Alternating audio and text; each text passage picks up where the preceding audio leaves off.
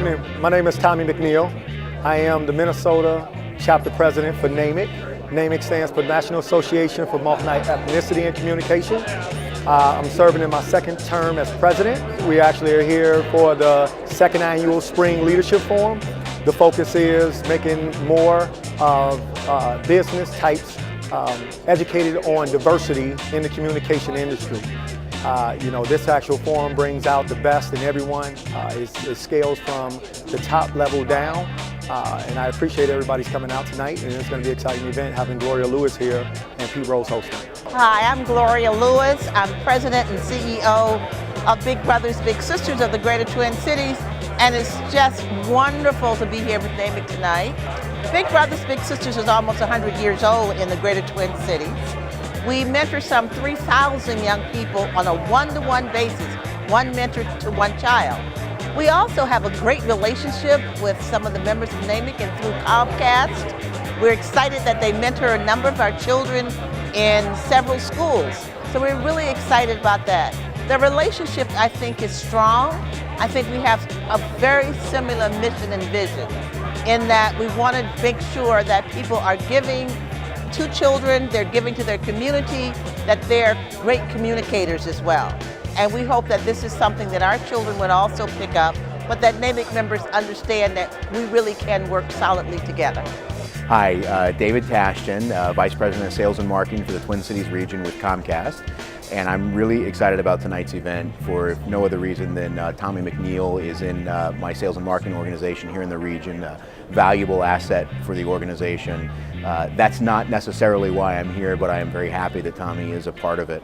I think Comcast has some strides that we need to make, both in the telecommunications industry as well as the company, making sure that we're focused on organizations like NAMIC, offering opportunities to minorities, whether that's helping young people come up through the organization, making sure that we're doing business with minority-owned businesses, and really focused on creating a better environment for both our employees, our customers, and the members of NAMIC.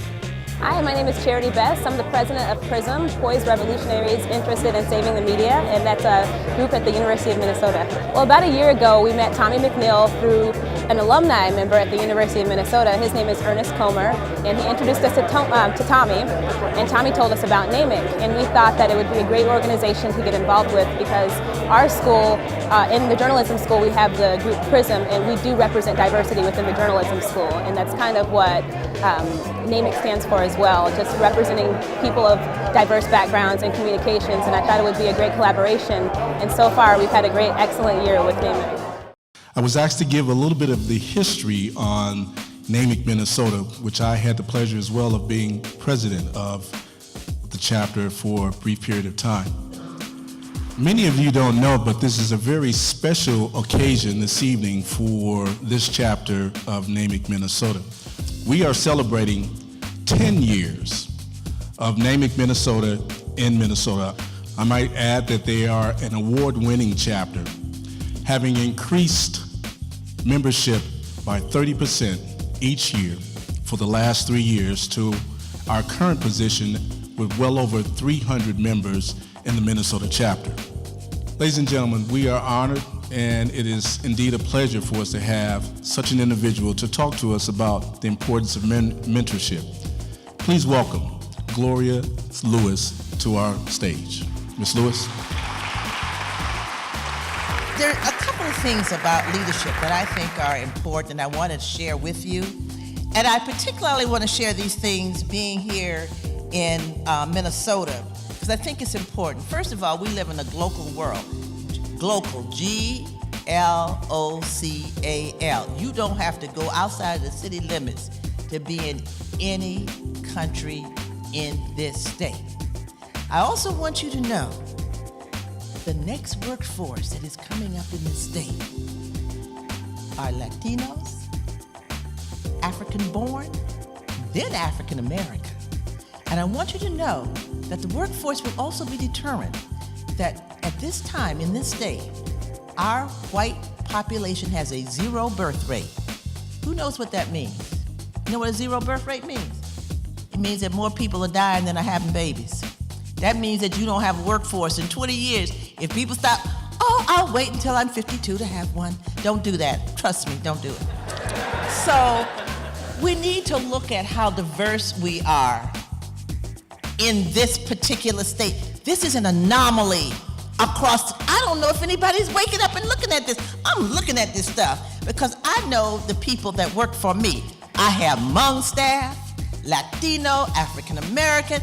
We're hiring our first or more coordinator. Come on in, African born. I got white, I got black, I got American Indian. We got everybody. That's what we have in this state. And also, we are so close. The internet. We are no longer talking about foreign countries. They're not foreign, they're right at our foot. We are global. That means that we got to open ourselves up. We can't walk around with the same preconceived notions of them and us. Because guess what? Them gonna be you soon.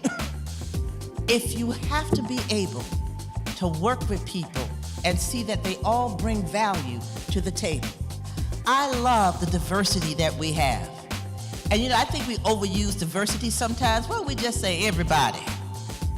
And that can take care of it. We need to be distinctive in what we do and understanding in our neighbor, our friends, looking at our workforce. Because if we don't realize this, how the heck you think your culture is gonna be with your strategies? Your culture is gonna be all messed up and your strategies are not gonna work. Leaders must have a greater awareness of relational intelligence issues. That's that culture thing. Leaders must understand and manage a plethora of organizations and social relationships. They must deal with the soft issues of culture as well as the hard issues of numbers, products, services, and performance. Peter Drucker was on target when he said culture eats strategy for breakfast. So now, more than ever, leaders must understand and rationalize all cultural assets, including a frank assessment of the person in the mirror. Hi, Melissa Morris, Vice President, General Manager with Charter Communications. Really love the diversity, the inclusion of bringing everyone together at one event and just really reminding us that it is about all of us together and it's about the relationships regardless of who we are or where we come from. It's all about relationships and the people inside. Well, there's no question that NAMIC keeps the focus on that issue. You know, these companies know that they can't be successful without being strong advocates for diversity. And I think NAMIC has done just an outstanding job of keeping that through their programs, through their participation in all of our activities, keeping the focus on that issue. My name is Latif Hosseini. I'm a sophomore at the University of Minnesota, majoring in communication studies. I'm a member of an organization on the U's campus called PRISM. That's an organization for multicultural students majoring in communications and journalism and pursuing those different fields. We've enjoyed a partnership with NAMIC this far. It's been really enjoyable. I got a lot out of this event tonight. Definitely learning about different aspects of mentorship and being in the same room with all different type of professionals in the communications field. And I hope to maintain those connections and continue to pursue them and utilize them as a resource for what I'm doing and what I hope to pursue in my goals as a communications professional. Hopefully the future with NAMIC and PRISM can go on to after I graduate and after a couple of other students graduated and can just roll over and it can still be a great platform for students who are interested in networking and meeting tons of people in their field. Hi, my name is Lola Mohammed Nur and I just graduated from the University of Minnesota with a degree in journalism and political science. And I'm a member of PRISM, which is a student group focused on multiculturalism in the media.